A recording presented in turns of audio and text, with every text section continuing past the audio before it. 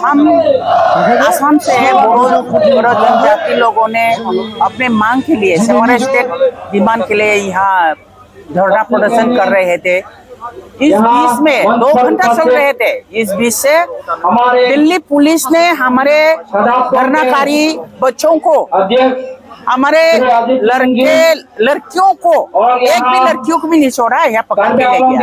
ये बहुत दुख की बात है, शर्म की बात है। क्या भारत वर्ष में अपने हक मांगने के लिए कोई हक नहीं है? अपने डिमांड देने के लिए कोई हक नहीं है? क्यों बोडो समुदाय को ऐसा कर रहे हैं? इसीलिए सेपरेट स्टेट मूवमेंट पहले से चल रहा है। 67 से हमारा ये डिमांड आया। 20 में हमें 3 एकॉर्ड किया, BSc, BTR नाम के। BSc एकॉर्ड के जरिए हमारे बोडो समुदाय ने अच्छे से 6 शेड्यूल आइन के जरिए काम कर रहे थे।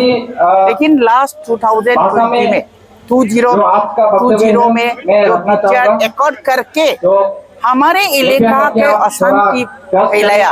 इसके लिए फिर आज यहाँ मोन्शु बोडो नेशनल स्टूडेंट यूनियन के लीडरशिप में, के लोगों के लिए जनजाति सुरक्षा मंच के लीडरशिप में यहाँ आज परमिशन लिया गया था। लेकिन रातों रात इस परमिशन पे क्या क्या हमें पता नहीं।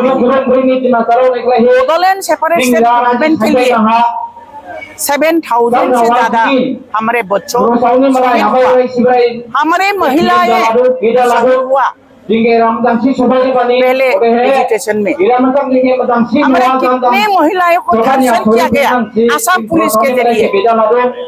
7 इयर्स एक बालिका, नाबालिका लड़की को लेकर 75 इयर्स बुजुर्ग महिलाओं को भी रेप किया असम पुलिस ने। फिर भी आज भी शांति हुआ। हमारा हमें अरेस्ट करने के लिए हमें लगता है यह हमारे असम के चीफ मिनिस्टर मुख्यमंत्री डॉक्टर हिमंत बिश्व शर्मा आए हुए हैं। हमें पता है बीजेपी के CEM प्रमोद आए हुए हैं, लेकिन उन लोगों को शर्मिंदा होना पड़ा। वो लोग एक होकर फिर से आंदोलन शुरू कर रहे हैं।